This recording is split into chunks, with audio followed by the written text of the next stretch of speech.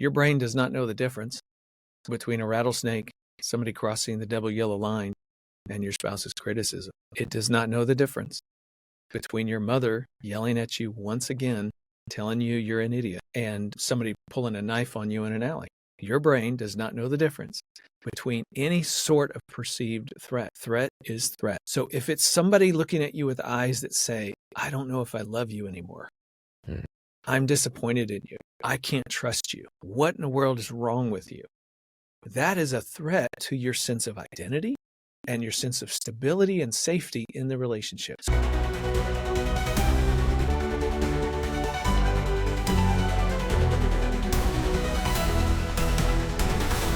Communication is the #1 issue for couples, and the real problem is breakdown. But it doesn't have to stay that way. With our Fix Your Communication Breakdowns bundle, you'll get 3 powerful tools valued at $50 for a donation of any amount to Awesome Marriage. Don't miss this chance to stop the fights, grow your understanding, and strengthen your marriage. Act now. The offer ends October 31st. Just click the link in the show notes.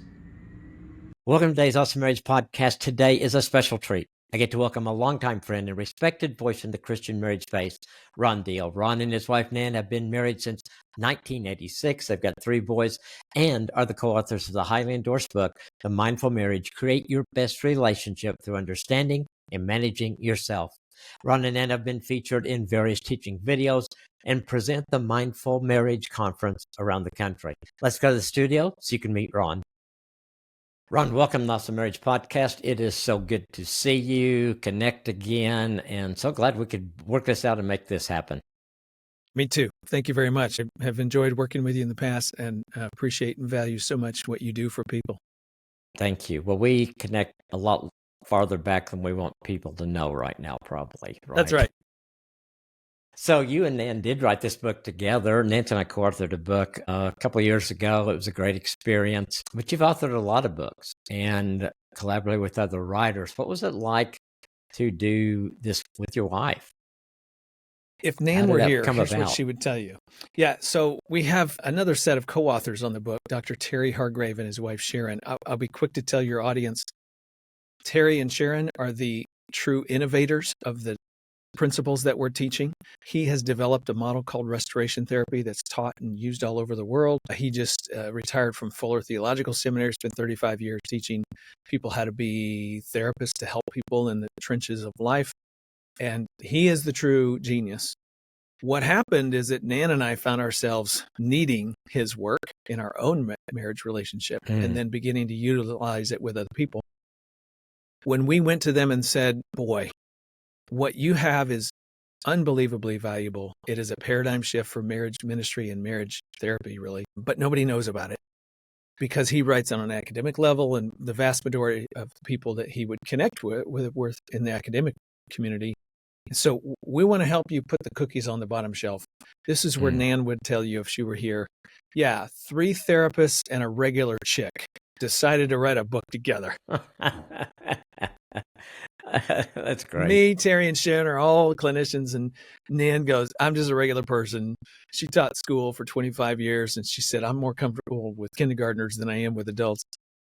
But let me tell you what she contributed. Her story, her narrative. She and I, basically, this is our testimony with the principles taught by the Hargraves. So it's our mess.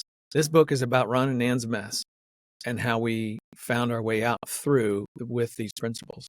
And so we are bragging on it because it's not about us. It is about what God did through the Hargraves in us, and we just love it so much. And Nan made sure that we made it user-friendly, readable. Nice.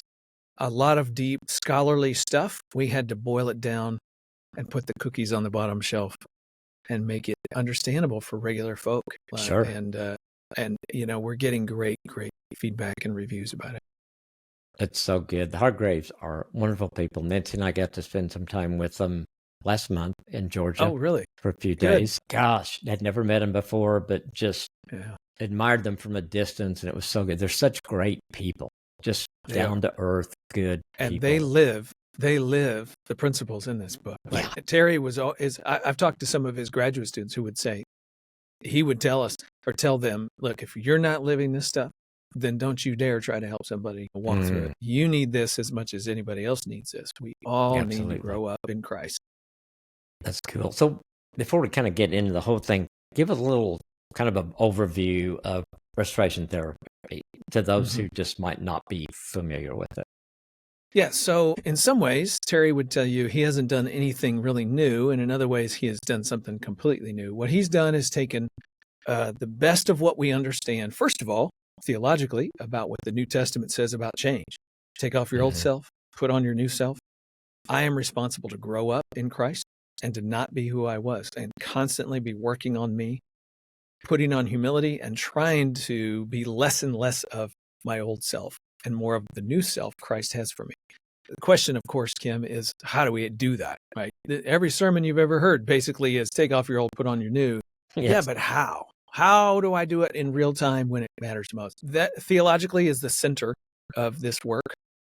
But Dr. Hargrave has also brought together the best of attachment theory, and anybody in the field knows what I'm talking about there. The best of neuroscience. We've learned so much about the brain in the last 30 years that we didn't ever know.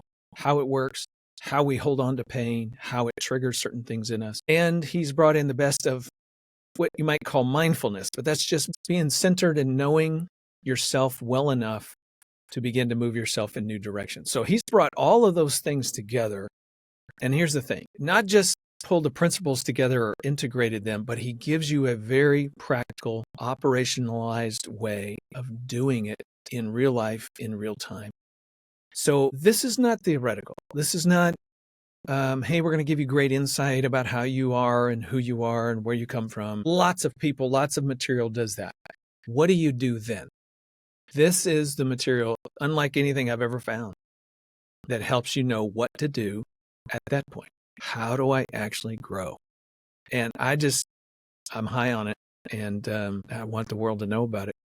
That's so good. So good. Oh, yes. Some of the people that were at the event that we were at had been helped by them. And yeah, I mean, they live it, they breathe it, they know the change it has made in their lives and in their marriages. It's awesome. Yeah. So when your marriage began to struggle, you were counseling couples back then, right? Yeah, absolutely. I was involved in ministry and had been for 20 years. So what was happening in your relationship at that time with you and Nan?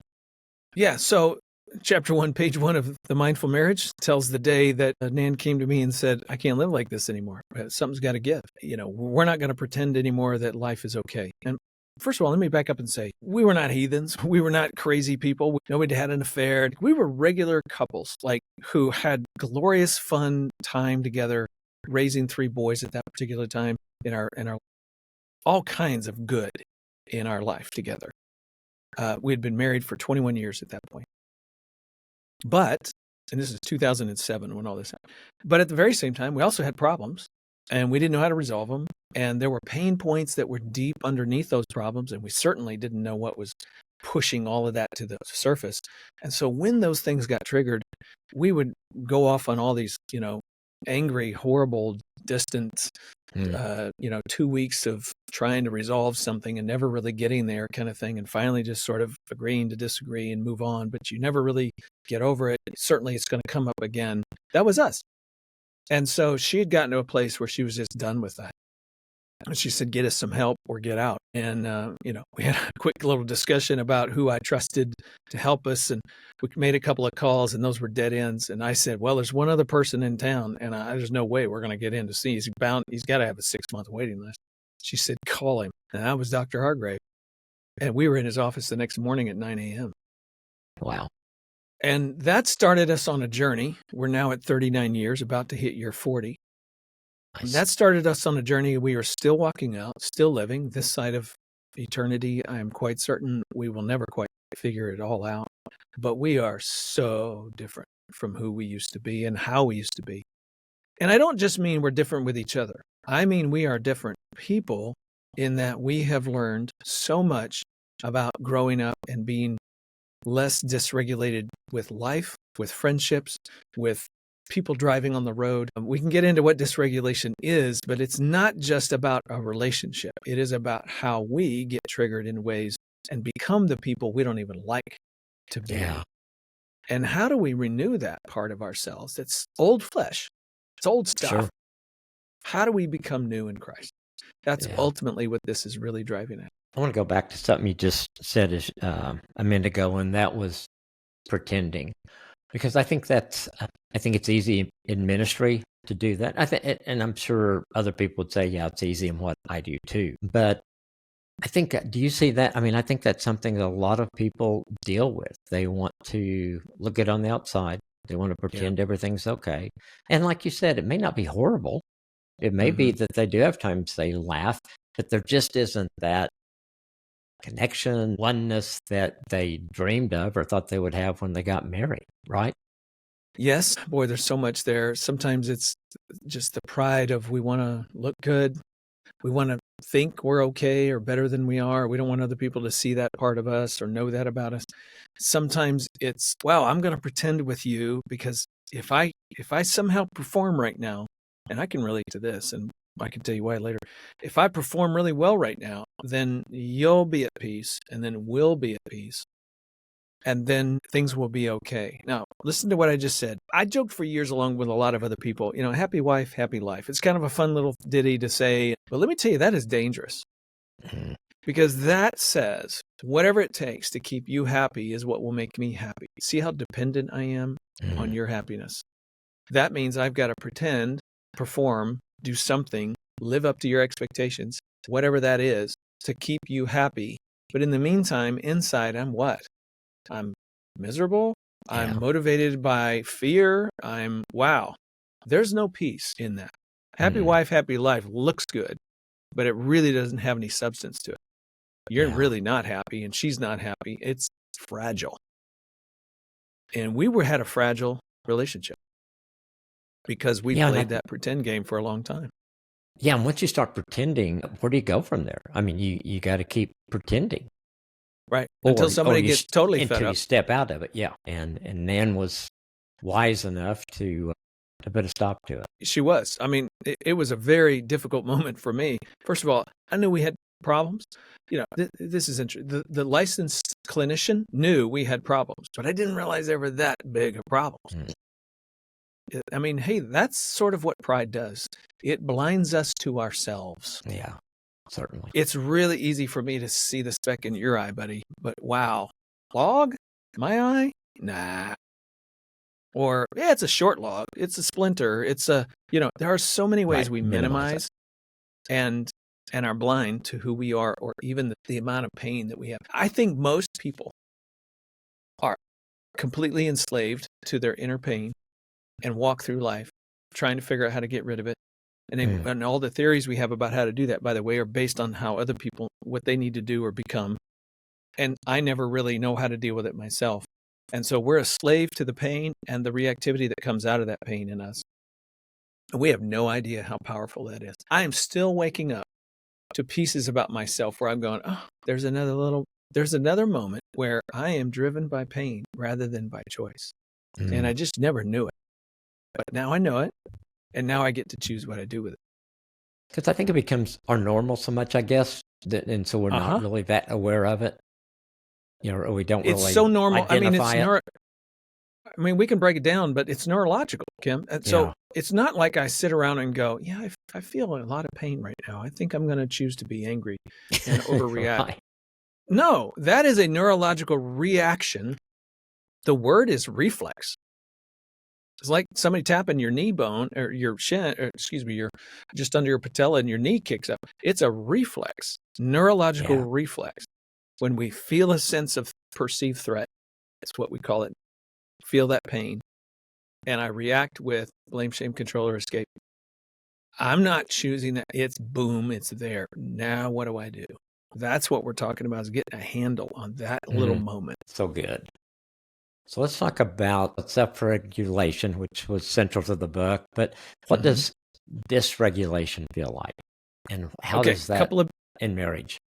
Yeah. A couple of really big words. And first of all, let me just say, everybody in the universe gets dysregulated every day. Some of us more than others. Some of us get there, stay there. Some of us dip in, move out. It is a common human experience. There's nothing wrong about you because you get dysregulated. So as I describe it, you'll begin to connect to it just in whatever ways make sense to you. So emotion dysregulation is when you feel some threat to something happening in your world. A couple of illustrations. You're driving down the road tonight. After this conversation, you hop in your car and all of a sudden the car coming towards you in the opposite lane is crossing the double yellow line, moving into your lane. Here's what happens neurologically in your brain. God has given us this amazing little mechanism that takes care of us. It's self-preservation 101. So your prefrontal cortex, this is the part of your brain that thinks and considers and ponders and sits in church and goes, wow, God is amazing. And that's the part of your brain that where language comes from. This is where you choose and make decisions about everything in your world and your life comes out of the prefrontal cortex. When you see a perceived threat, somebody's crossing the double yellow line, your brain jumps down to what we call the limbic system. It's kind of midbrain, sometimes it's called. The amygdala is one of the pieces of that. Sometimes you'll hear about the amygdala hijack. It's where your brain has jumped into a mode of reactivity, and it's about self-preservation. It only knows how to do two things, fight or flight. We've all heard of those two things, fight or flight. So in a nanosecond, you turn your car in the opposite direction. You didn't have to ponder it.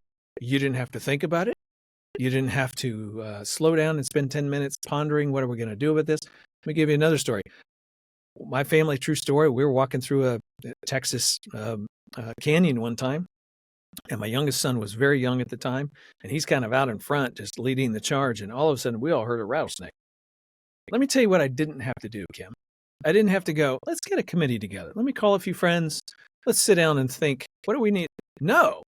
In a nanosecond, Dad's voice went from low to high. I yelled at my son, stop, let's go this way. And we all moved in the opposite direction. That is, thank God, your limbic system taking over to keep you alive. Okay? Now, that's so good. Here's what's crazy, Kim. Here's what we now know that we didn't know 20 years ago. Your brain does not know the difference between a rattlesnake, somebody crossing the double yellow line, and your spouse's criticism. It does not know the difference between your mother yelling at you once again, telling you you're an idiot, and somebody pulling a knife on you in an alley. Your brain does not know the difference between any sort of perceived threat. Threat is threat. So if it's somebody looking at you with eyes that say, I don't know if I love you anymore. I'm disappointed in you. I can't trust you. What in the world is wrong with you? That is a threat to your sense of identity and your sense of stability and safety in the relationship. Those are the two fundamental things that we all looking for in life and relationships. Identity, who am I? Am I loved? Safety. Is this a comfortable relationship for us? Is this stable? And marriage is a really good place where we want stability. We want permanence, right? And commitment. Those are all tied up in emotional safety. So in any given moment, if your spouse looks at you with a rattlesnake eyes, guess what? Your thinking brain turns off, your reactive brain turns on, and you will fight or flight every single time, unless you learn how to put a pause in that and you learn how to redirect yourself in a new way. By the way, fight or flight has four main expressions: blame, shame, control, and escape. These are the four things we all do. Every person on the planet does one or more of these four things when you feel that threat. Blame and control are fight mechanisms. Blame is, I'm going to make this about you. I'm really good at blame and control, by the way. Those are my two biggies. I think I do all four, but my two really go-tos are blame and control. I can control my environment. I can control your behavior. I can control my behavior. I can perform at a high level, and that way I'll never disappoint you. And so I'm all about not disappointing and proving that I'm adequate. So I'll kick in blame and control, make it about Nan. This can't be about me. This has got to be about you. And that's my reactivity, taking charge of my life and turning me into somebody who is not loving, kind, patient, goodness, faithfulness. All that stuff goes out the window. Why? Because the thinking part of my brain has turned off. The reactive part of my brain has turned on, and I become somebody I don't even like. My old self is alive and well. So blame and control are fight, shame, and escape. are flight. I could define those for you real quick if you want me to, but you get the idea. The point here is, we can press into the details. The point is this: when I feel unstable, unsettled, our relationship is, something's going on here. You're disappointed. Whenever I feel triggered by that, blame, shame, control, and escape are close to follow. And guess what? As soon as I do the blame thing, rattlesnake eyes, this is not about me. This is about you. Well, now Nan gets triggered. She's hearing me say, I don't care about you. This is your problem, right? And now she gets triggered and she comes back with blame, shame, control, and escape. And now we got two people doing blame, shame, control, escape at each other out of pain. That is how a good evening turns bad real fast. Yeah, absolutely. That's so, it's so true. I mean, I think I fall where you do. I think I'm more the blame and control. Yeah, I probably just off the top of my head, I think that's where I can go for sure. I'm going to share a link with your listeners and viewers who can, in 15 minutes, you can go online, take a free assessment. It's drawn from the book. If you really want to dig deep, get the book and do the process, because it's going to teach you a lot about this, how this works in you. But in about 15 minutes, you can do our online version, and you'll know whether you do blame, shame, control, escape, one or more. Nan does all four. She would tell you she's an overachiever when it comes to her reactivity. I specialize in two of them. People are different. Like, we all have our little combination. The point is, when that happens in me, guess whose job it is to be responsible for that? I want to make it about her. But this log is in my eye. Yeah. It is my job to learn how to manage my reactivity, no matter what triggered it. But she said, she did. No. Once you become old self Ron, what are you doing to put on a new self in that moment? Let me tell you, Kim, this is not for everybody. What we're teaching in this book is not for everyone. Only if you want to grow up in life. Only if you want to become more like Jesus. Only if you really want to have a fantastic marriage should you even try to encounter this. A lot of people read it and go, yeah, that was okay. Yeah, you didn't do the exercise. You didn't really apply. What I'm saying is, this is hard work. Growing up and maturing as a person is not easy. We all have something that holds us down. But if you really want to grow beyond it, this is a great way to do it. Well, I think too, we hold on to those things, the unhealthy things, because in our mind, they've worked for us at some time or in one way or the other. So it's easy to stay stuck there because I see people struggle sometimes with letting go of those things. I can tell them all day how much better their marriage is going to be when they point the finger back at themselves.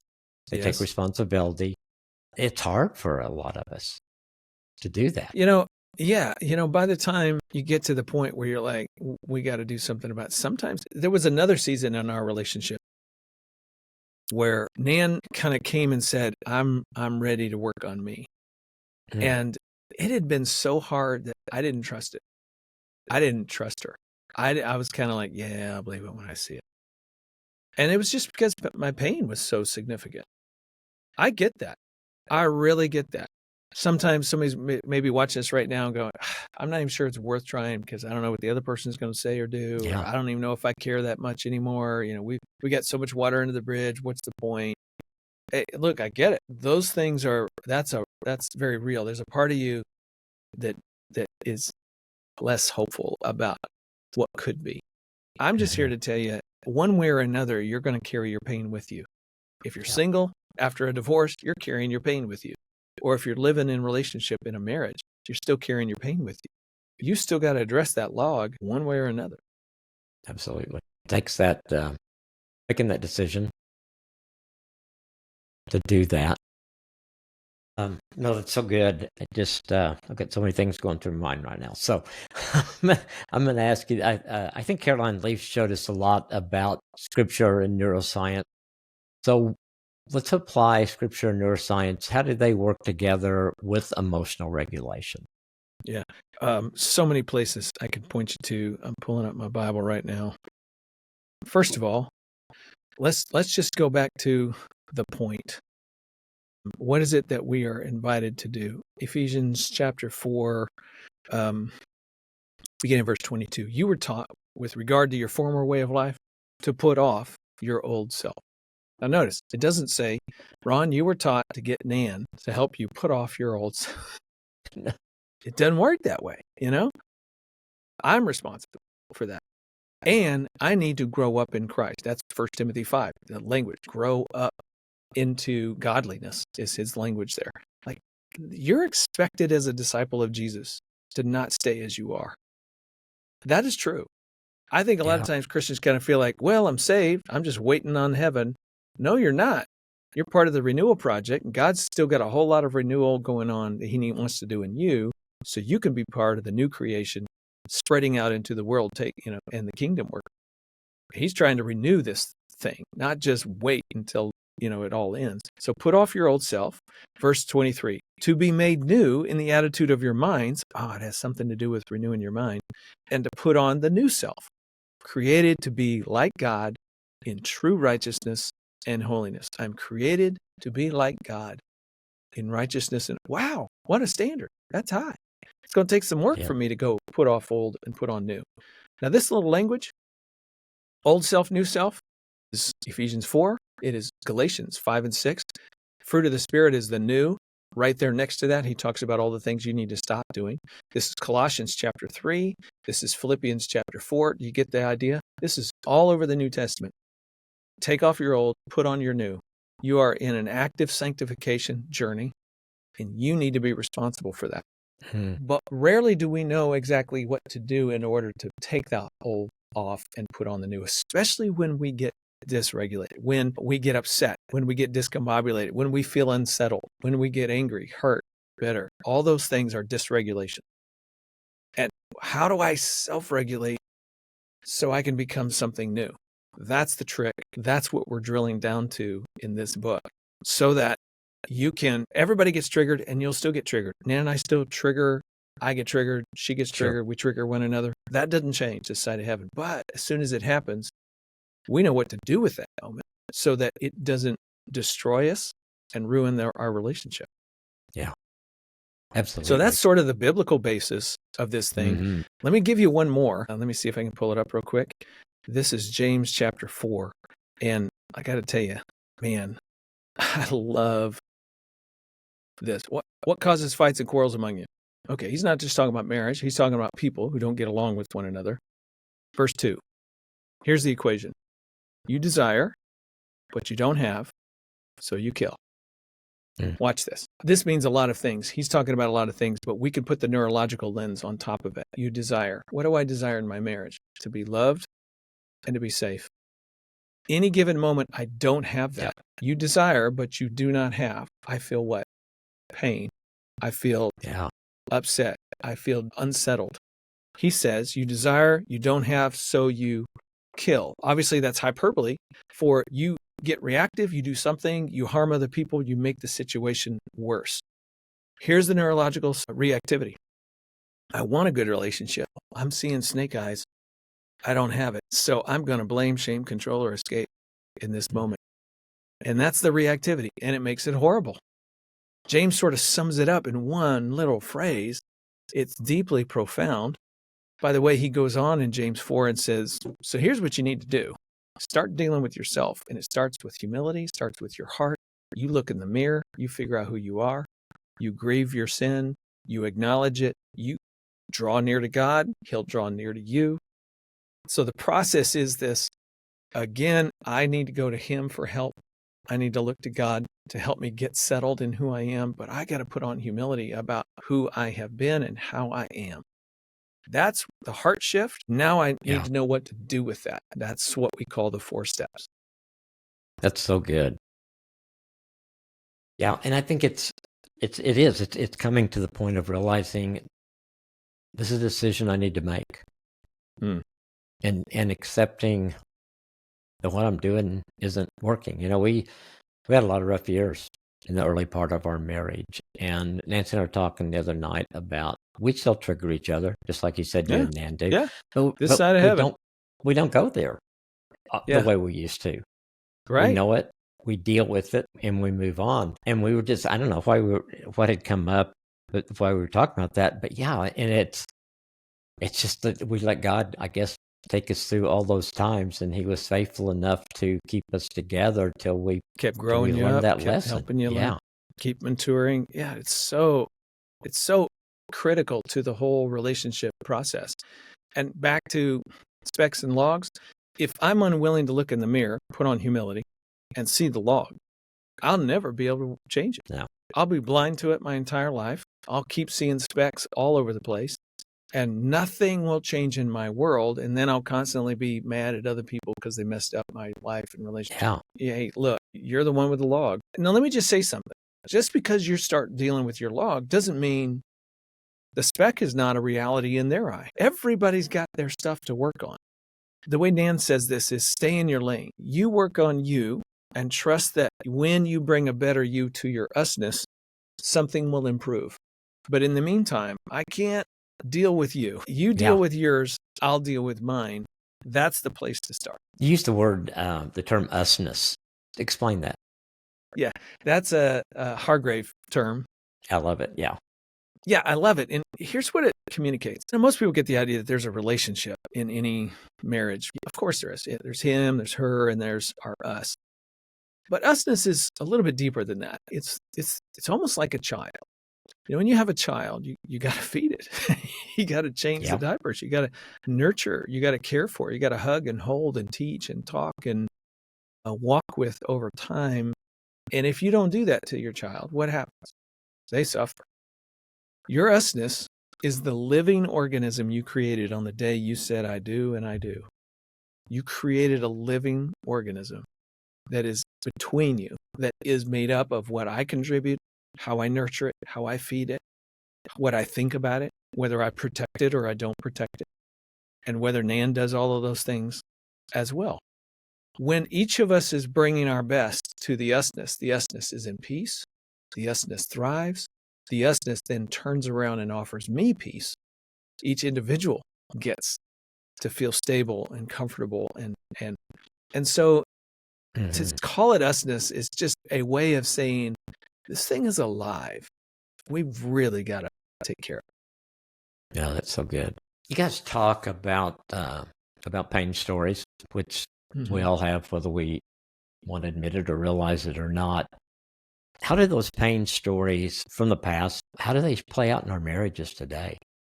Yeah, so Nan and I have very different pain narratives. Let me tell you mine. And again, we flesh all this out, but we're the living example of how to implement these principles in the book. So I'll just tell people, you want to know more, go get it. Here's mine. I grew up in a really amazing, healthy, godly Christian family. My dad was an evangelist. We spent time, I started knocking doors, inviting people to Bible studies when I was probably 10 years of age. And spent time in evangelism all summer long, living out of a motorhome, city to city to city, but then living in a stable home that I grew up in, spent my entire childhood in. So a lot of good in my family. There wasn't ever a day that I wondered, do my parents really love me? That was never my experience, okay? But I did wonder if I didn't live up to their expectations, if I would lose their approval, especially my dad. It meant the world to me. His opinion meant the world to me. And so the pain point for me was, if I don't do, then I may not be okay. And if I'm not okay, I don't know what that means. I don't know if I can live with that. So I performed and performed. That was my reactive part. My coping, we call it. My coping was perform, win dad's approval, do everything well on the field, in class, at church, and in life. Live up to God's rules and his expectations. Now, was that a horrible thing? I don't think it was a horrible thing. But that pain narrative goes like this. You better perform, Ron, and do right, or you might just not be enough. And you might lose approval. So, I get married. I'm chasing Dan's approval. I enter the work world. I'm chasing the approval of the congregants I work for, the elders that I worked for. I start doing seminars. I'm chasing the approval of my audience. So I excel, I perform, I do everything super well, which means I'm in my head all the time, which means I'm always wondering how to make it better. And I'm kind of my own worst critic. And I'm always chasing something. So guess what? While I'm chasing something, I'm not being attentive and paying attention to Nan. Sometimes I did, but sometimes I didn't. And the more my ministry grew, the less I was connected to her. She grew up in a home where her pain narrative was, you're never sure if anybody loves you. Mm. In fact, you're pretty sure they didn't want you. Her mom in particular, she has a really difficult, still to this day, difficult relationship with her. It never really felt wanted or cared for. So her pain narrative is, you're not sure whether you can trust people or not. There's no safety in relationships. They're not really there for you, and you may not be worth them loving anyway. So you can see how my pain and coping intersects with her pain. My pain is, don't be inadequate. Make sure you're enough. Work hard. Now I'm away and distant. And her pain narrative is, nobody really wants to be with you. So you're going to have to fight to get them to love you. So I tap into her abandonment. And she then gets critical and angry and yelling, which tells me, sure enough, I'm not good enough. Do you see? This is how the devil works. He takes my pain cycle, we call it, and her pain cycle, and slams them together. And we become the worst people for one another. Now, in our good moments, we're nothing like those people. We love each other. We're serving. We're giving. We're like everybody else. You ever had a day where the day's been marvelous? We spent time together. We enjoyed conversation. We sat down. We enjoyed one another's company. And then somebody makes a look or somebody does something and the whole thing goes haywire in half a millisecond. That is your couple pain cycle activated. That's what will eat your lunch unless you learn how to deal with it. Yeah. Yeah. And I think we get into that. And I think we were there a lot because we had some great times. We would say even our struggling 7 years, we still had some great times. Absolutely. But we didn't know how to get out of that cycle. We didn't know why I was triggered by her and why she was triggered by me and where that took us. And I think you're right. I think the enemy had a field day with us for a few years there. Absolutely. And here's the good news to what we just said to your viewers. You don't have 50 fights. You don't argue about money. You argue about sex. You argue about parenting. You argue about, you don't have 50 fights. You have one. You have one pain cycle. And once you put it down on paper and map it, which we help you do in this book, you will map your pain cycles and the intersection. All of a sudden, your eyes will go, oh, my word, that's us in our worst moments. And we don't leave you there because we're going to show you a peace cycle and how you begin to move toward that in the evolution from your old self to your new. That's how you move out of it, grow beyond it. Yeah. But the good news is it's not as hard as you think. Once you know what this thing is, you can go to work on it. Explain just quickly, but just a little definition of restoration therapy mapping. So someone knows, okay, what does that mean? If I'm getting into this, what do I do? Okay, so pain cycle is composed of two things. The pain I feel that triggers a coping mechanism in me. Rattlesnake, flee. So pain is a lack of safety. Can't be, I don't want to get bit, run away. Now that sounds pretty simple, but actually it's pretty sophisticated. Again, that's James language. You want, but you're disappointed, so you kill. There it is. For me, inadequacy breeds this sense of blame. It can't be about me. I've got to make it about you because that's the only way my pain goes away. If this is somehow not about me, it's about Nan, then I'm okay. And somehow that's artificial, of course. But that's what I'm trying to do is move the pain away from me. I haven't said anything about escape yet. Escape is one of the biggest coping mechanisms people run to. And that's food, drugs, porn, TV, excessive purchasing, going and doing radical stuff on the weekends so you get a dopamine rush and then go back to life. Think about it for a minute. The latest escape is the phone, right? Phubbing. You know what phubbing is? Phone partner snubbing. Yeah. Imagine you're sitting, couples do it all the time at dinner tables, all over restaurants, all over America, and late night in bed. You sit down in bed and somebody looks at the other one and you're thinking, kind of wondering if we can have a little moment here. And the other person's in their phone and you're like, okay, what's more important to them, the phone or me? See, that is a rattlesnake. Absolutely. It just tapped into that insecurity in you that says, I don't know if you love me as much as I hope you love me. And so what kicks in? Your midbrain blame, shame, control, or escape. You may blame them. You're always in your phone. That's the way that comes out. Shame is, oh, this must be about me. I'm not good enough. I'm not worthy of your attention. Control is, listen, buddy, you need to put that down. Criticism, you're controlling the other person in order to get them to try to come close to you so you don't feel the rejection anymore. Escape is, fine, I'll look at my phone. Fine, I'll go watch porn. Fine, I'll just roll over and go to sleep and disengage emotionally. Those are all forms of escape. You see, all of that coping is to try to reduce the pain, the threat level. Yeah. All it does is make things worse because your coping triggers their pain and their coping triggers your pain, and off we go. When you map it, you see it on paper, there's probably only 4 or 5 main things that we do. The coping mechanisms, there's only 4 or 5 or 6 that we do. Sometimes you'll throw in a number 7, but for the most part, it's predictable how you're going to react. It's just a process of coming to see that. We take you through a little exercise. Again, it's not that complicated. You're going to put it down on paper. You're actually going to write in this book, sort of like a workbook. And when you see it, it's like, oh my word, that's my old self.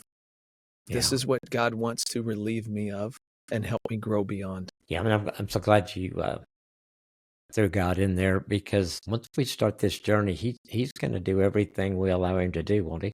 To help us get past, get through, kick the enemy out of our life and out of our marriage, and become who he created us to be.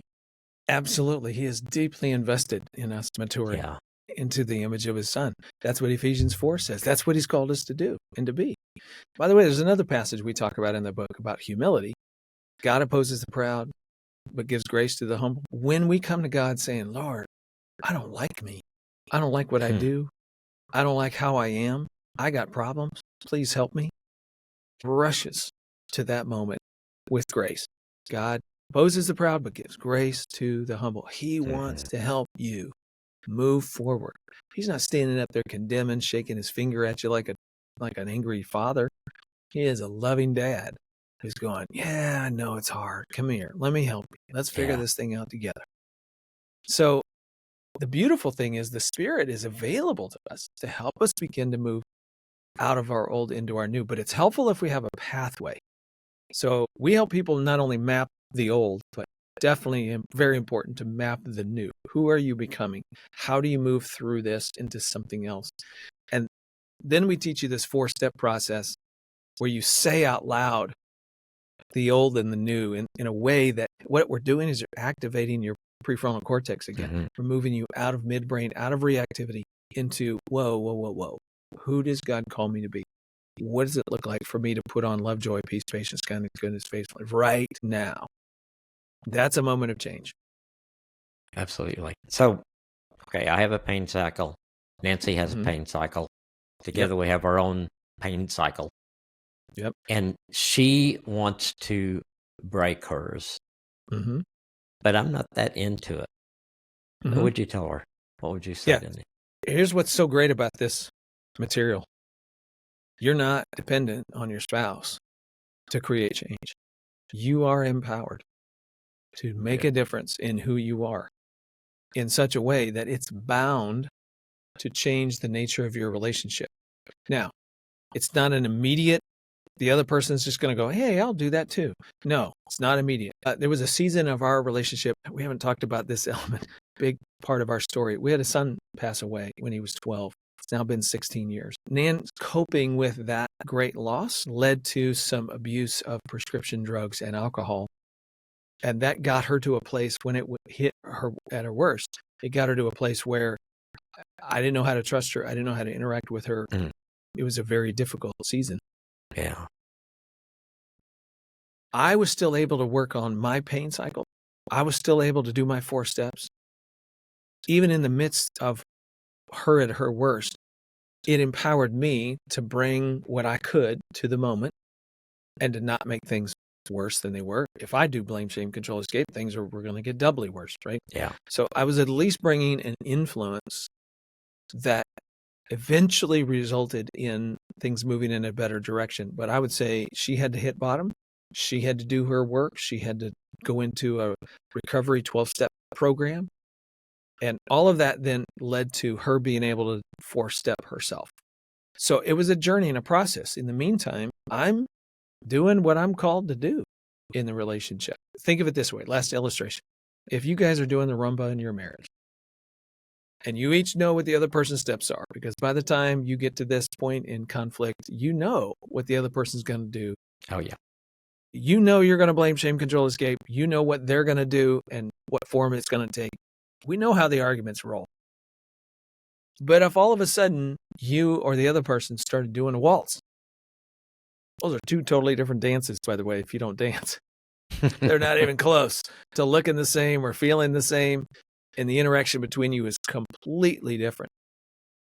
Well, how does a waltz, you start doing a waltz, does the rumba person's steps make sense? No, they don't. It's confusing to them. They don't know what to do. But we're not doing the rumba anymore. You see, there's power in that. You get to waltz because that's the better dance in that moment. It's bound to have some impact on the relationship over time. Yeah, that's so good. And yeah, I think it does make a difference. I mean, I've seen it, and you have too, the people you counsel. Just, well, what if they don't? Well, what if they don't? That's okay.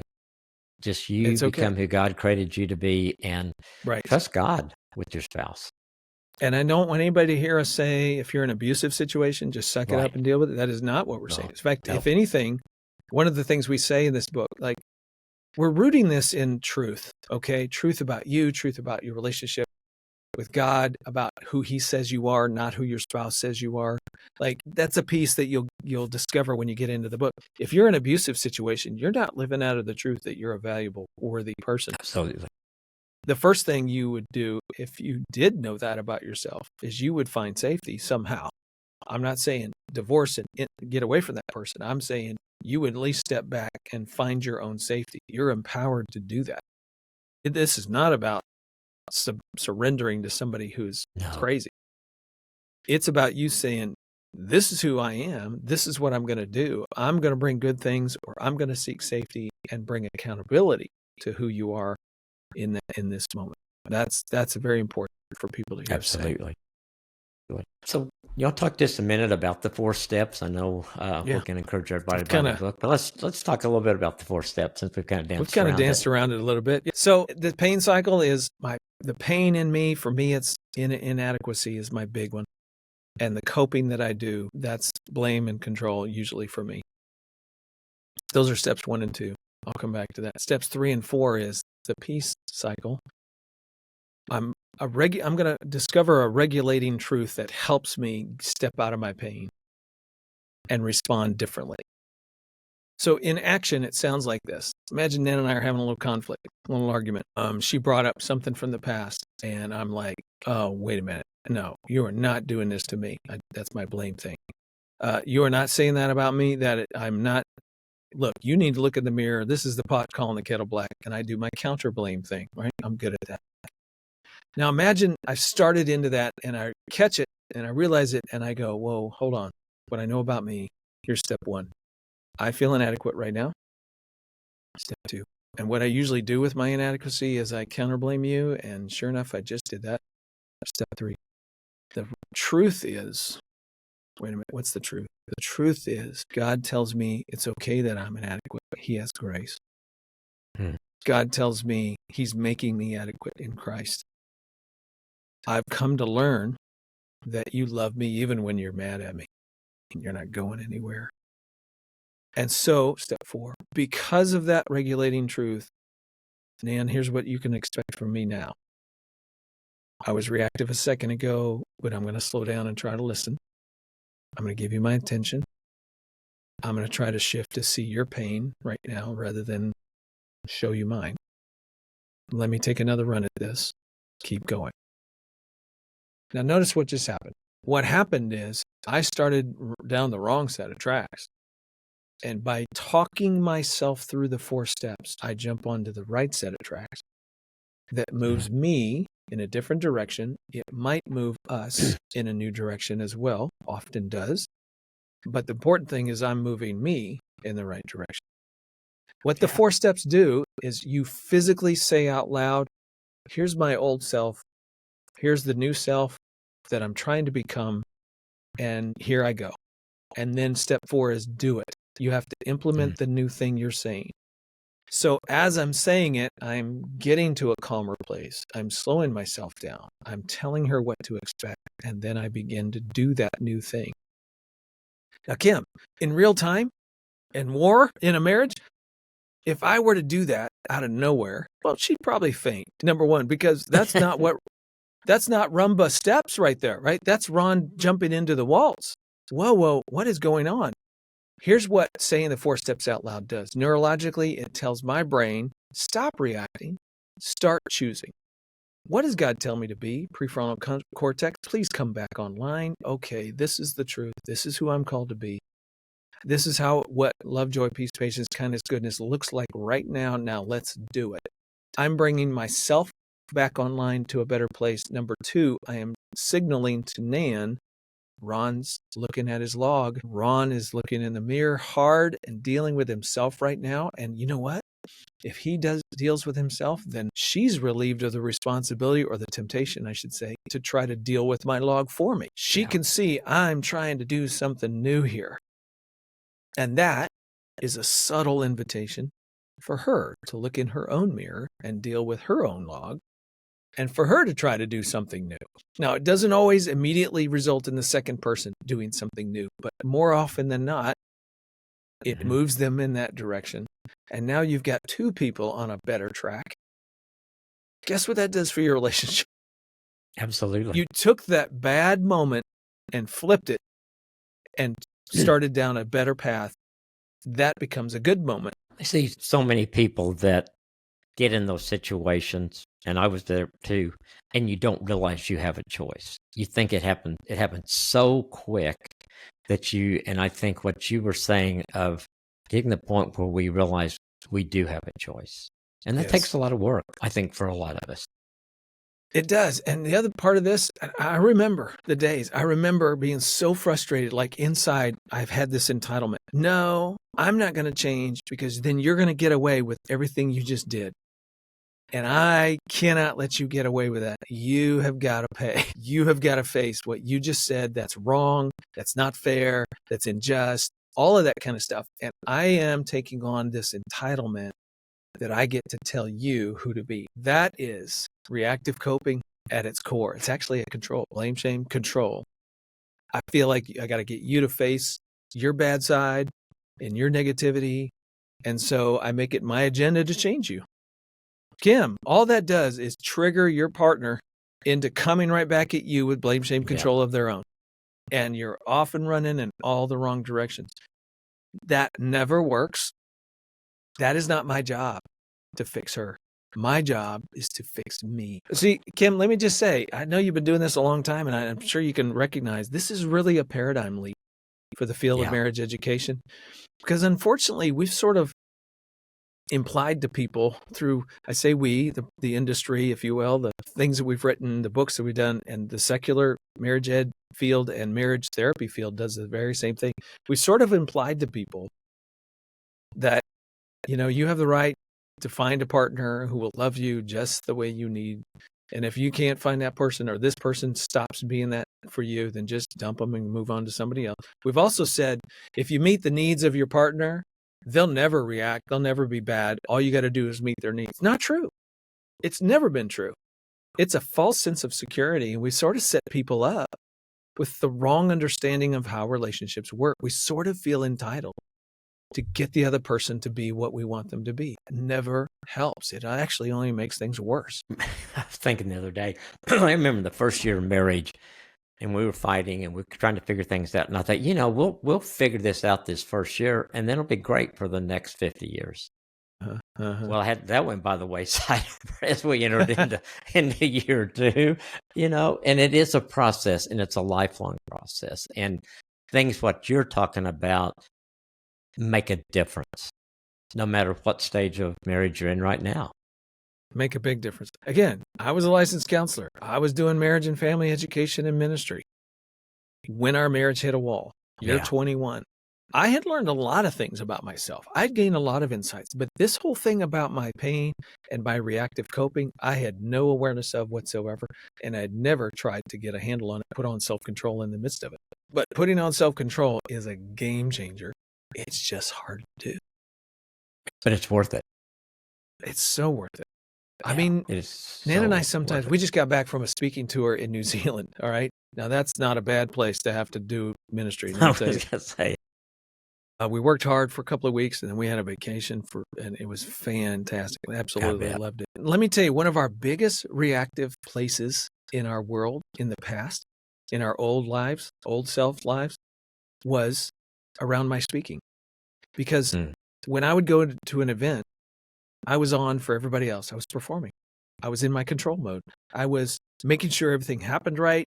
I spoke right. I had everything. I was prepared to the hilt. The PowerPoint worked right, everything, right? And I was so focused on the performance that I completely ignored her. She grew to a place in our relationship where she really resented my ministry because it was sort of my lover. Yeah. Now, fast forward 20 years, and we're in New Zealand just 2 weeks ago, speaking to a group of people over and over and over, city after city after city, about the mindful marriage principles. And she is not intimidated. She's not threatened. In fact, she is on stage joining me in the whole presentation. How does that happen? God has completely redeemed that aspect of our relationship. We don't leave the stage mad at each other. We don't wake up in the middle of the night going, None of that happens because we have learned how to regulate the pain that we bring and not let it enslave us. I've learned how to let go of all the needed control and try to figure out how to win everybody's affections. I now know who I am, separate and apart from those affections. I'm more attentive to my wife and responsive to her in the moment. She doesn't feel like that's my lover. She feels like that's our ministry together. Completely different. It's so good. Thank and God. It's what God can do. Yeah, absolutely. Absolutely. A couple of questions just for that I kind of thought of that people might be thinking. So, because I've had this happen, one of the spouses is listening and they're thinking, hey, I'm overwhelmed by the idea of doing this inner work. Because, and I've had people, I'm afraid to go there. I'm afraid what it'll undo. What encouragement would you give them to just take that first step? First of all, I would say, yeah, I hear you and I understand. And you don't need to feel any shame at all over recognizing that this is going to be hard. Nan would tell you that when she really began to do her family of origin work, her childhood work, think about all this. Where does all this pain come from? What does it add up to? How does that affect me today with Ron? That was a dark journey. Our grief of our son. We know the valley of the shadow of death. And sometimes you just don't want to go there again because it's so hard and dark. And yet, here's the deal. You're not disempowering pain by ignoring it. As a matter of fact, you're putting it on steroids. The more we deny that, the more we refuse to look at it, the more control it has over us. You just walk through life mad. You don't even know why. You really got to do this to find freedom from it. You do. And that's the thing I would ask you to do. Don't trust yourself. Trust God. Trust the Spirit to lead you through some really hard, dark places with the belief that there's something better on the other side. You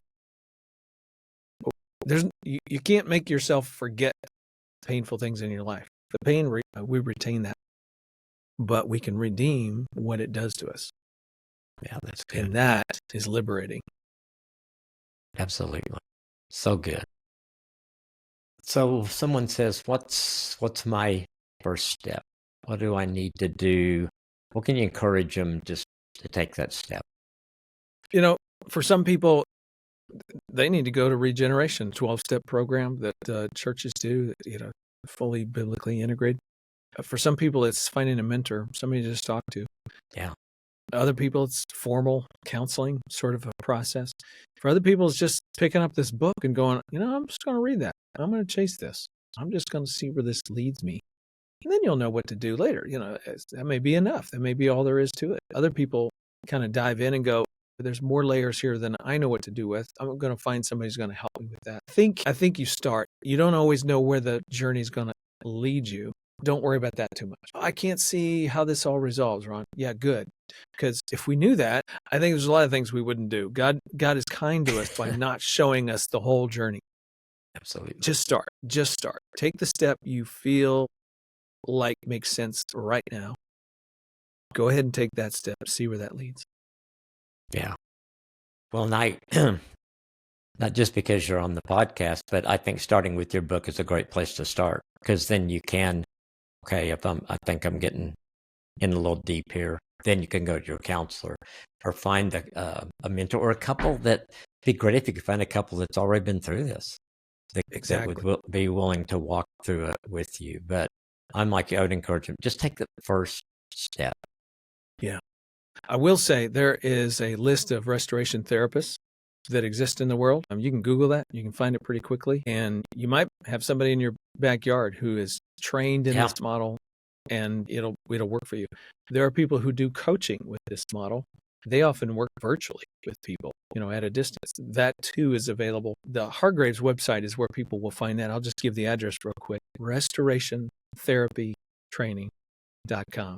Again, we'll let you share the website where people can do their free little 15-minute assessment and kind of learn something about themselves. And then you can decide what you do about it once you do it. Yeah, we'll put all that in the show notes for people. The book is The Mindful Marriage, Create Your Best Relationship Through Understanding and Managing Yourself. I think it's such a powerful book. I think restoration therapy, I guess I'm more aware of it now just by you, the Hargreaves, and just seeing, oh my gosh, what a difference that can make in marriages. And as we've talked through all the stuff you and Nan have been through, let's bring it to today. What are you guys enjoying about your marriage today? So much peace, so much freedom. I used to walk in the room, no matter where we were, no matter what the climate was, it was a happy day or not so great day between us. I would walk in the room and I was on hyper drive to sort of read her mood and how is she feeling and what do I need to do? And it was all driven out of the fear that if she gets unhappy, things are going to fall apart for us. Lack of safety. I just don't feel that anymore. I am at peace when I walk in the room. Which means I'm able to bring the best of me to her. Yeah. I mean, here's what's so ironic about this. Love that. When you get out of your pain, you're more capable of serving, of sacrificing, of giving, of looking after, being attentive, anticipating what the other person needs. You're in a place where you have more love to be able to give, and you're free to do so. That is feeding our restlessness and has all kinds of benefit, not only for her, but ultimately for me. That's so good. And I would encourage couples. I mean, you have to take, I guess, Ron's word for it in a way of what can happen if you go through this. And where you guys could be saying at some point exactly the same things that Ron and Nan are saying today. That God is that good and He wants your marriage to be the best it can be, and He'll walk through it with you. That's it. God, what a great conversation. It's so good to reconnect. I love the book. I encourage everyone to grab a copy and take that first step and trust God to see where he takes you in that. So thank you for the book, for all you've done over the years and so many things in ministry for so many people that you have helped. And thanks for being a part of the podcast today. I appreciate it. Thank you, brother. You bet. Hey, next week on the podcast, join me as we talk about 5 things that really are not communication. And coming up in the future, Mark Batterson, Nancy and I are going to talk about spiritual warfare in your marriage, Chelsea Smith, and so much more. We'll see you next week.